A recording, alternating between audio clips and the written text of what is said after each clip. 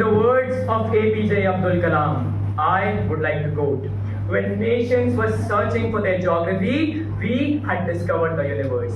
When the world was fighting on 1, 2, and 3, we gave them 0. When nations were committing genocide in the name of religion, we gave them the concept of unity in diversity.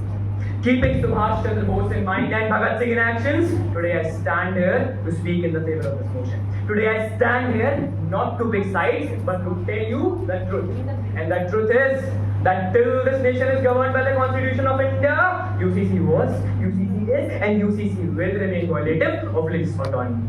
Sir, today we are standing here and debating on UCC, but the fact is that the debate on UCC was itself over in 1950 when makers of Constitution added UCC in DPSP, stating UCC is not enforceable. But my opponents will say that in 1950 the nature of the country was different. Fair point. But let me tell them a fact. In 2018, government made the 21st Law Commission to examine the critical aspects of UCC. And you will be shocked to listen to their report. They stated that UCC at this time is neither desirable and nor recommended. But the existing government overturned the 185-page report and made another Law Commission. I want to ask them, sir, what got changed in 2 years? The hypocrisy is visible. Sir, India is so diverse country that custom that is prohibited in North is celebrated in South. That ritual that is orthodox in one society is the long-running history of other society. Example, Sagotra marriage in same gotra. Sir, in such an intermingled country, how can you talk about uniformity? UCC is the last step. Your basic laws are not codified.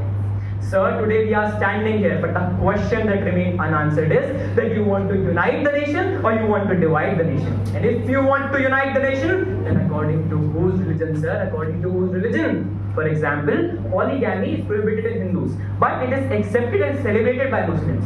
By UCC, you say that you will prohibit polygamy. But my question is that why should Muslims or why should Christians change according to Hindus' customs? And if you say that polygamy is unjust, then I must tell you that countries like Turkey, UAE and Oman are successfully running with this model. Sir, UCC at this stage is nothing but an imposition of a majoritarian culture. And it seems more like uncivil civil code. Now, my opponents are bragging about that we have implemented civil code in Uttarakhand. Now, let me tell my opponents how uniform civil code is. Sir, they talk about equality, but they exempt all those equality when it is the talk about scheduled rights and polygamy. Sir, they talk about gender justice, but they erase all those rights when they say that women have to register for their live-in relationships. Sir, they talk about gender justice, but they exempt LGBTQ community from all those rights. But the question that remains unanswered again is that today we are standing here and debating on UCC.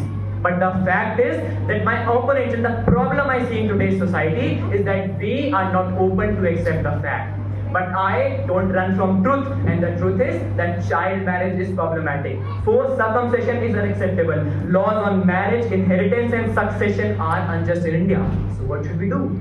The only possible solution and the conclusion of my speech is, sorry, we don't need to go to the path of UCC to implement laws on any of these malpractices. The state has the power of universe to make laws on any of these malpractices, just as we did by implementing Article 50 on untouchability, sir, and just as we implemented widow remarriage.